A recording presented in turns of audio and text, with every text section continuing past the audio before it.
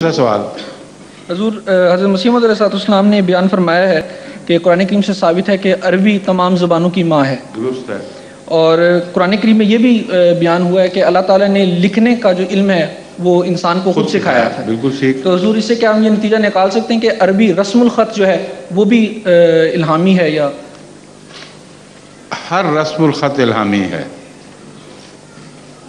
قرآن کریم سے پتہ چلتا ہے کہ اللہ تعالیٰ نے لکھنا سکھایا، اس لیے ام الالسنہ تو عربی ہے، لیکن مختلف قوموں میں جب عربی سے آہستہ آہستہ مختلف زبانیں بن گئی تھیں تو ان کو بھی خدا ہی نے لکھنا سکھایا ہے.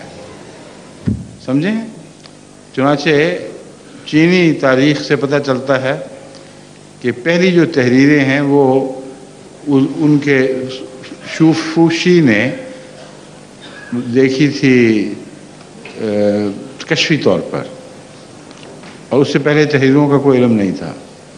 اس طرح باقی دنیا میں بھی تاریخ سے پتہ چلتا ہے کہ انسان اور حیوان کے درمیان جو تفریق پیدا ہوئی ہے وہ دو چیزوں سے ہوئی ہے، ایک بیان سے اور ایک تحریر سے. جانوروں میں بیان نہیں اور جانوروں میں تحریر نہیں ہے. انسان کو تمام تر ترقی بیان اور تحریر سے ملی ہے. سمجھ گئے؟